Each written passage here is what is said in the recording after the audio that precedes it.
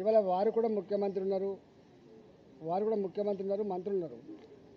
Cabinet మీటింగ్లు అవుతున్నాయి. వారు కూడా 15 రోజులకు ఒకసారి క్యాబినెట్ మీటింగ్ పెట్టాలి. అంటే ఈ రాష్ట్రంలో క్యాబినెట్ ఆమోదం లేకుండా ఇంత పెద్ద ప్రాజెక్ట్ నిర్వహించేటువంటి ప్రాక్టీస్ ఎప్పుడైనా ఉంటే చెప్పండి. దానికి సంబంధించిన మొత్తం ఆధారాలు ఇస్తామని చెప్పినాం.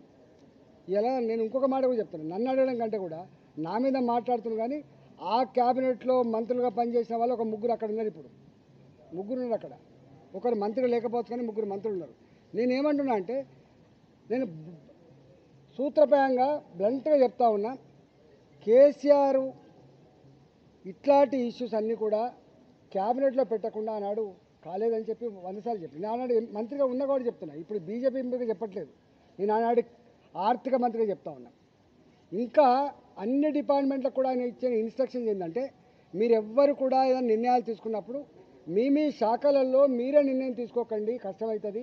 అవన్నిటినీ కూడా క్యాబినెట్ తీసుకురండి, క్యాబినెట్ ఆమోదంతో మాత్రమే చేయమని చెప్పేటువంటి మాట తప్పైతే నేను దేనికంటే అనుకుంటా, రాజకీయాలు తప్పుకుంటా.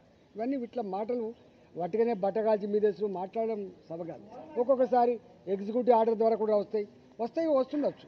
కొన్ని నిర్ణయాలు క్యాబినెట్ కొంచెం లేట్ అవుతుంది అంటే ఇవ్వాలనే జీవో ఇవ్వాలంటే ఇస్తారు కావచ్చు. కానీ రెక్టిఫికేషన్ కోసం మాత్రం మళ్ళీ ఆమోదం కోసం క్యాబినెట్కి పోతుంది. క్యాబినెట్ ఆమోదం పొందకుండా ఇట్లా జరగవు, గుర్తుపెట్టుకోండి. నేను ఈ మొత్తం కాళేశ్వరం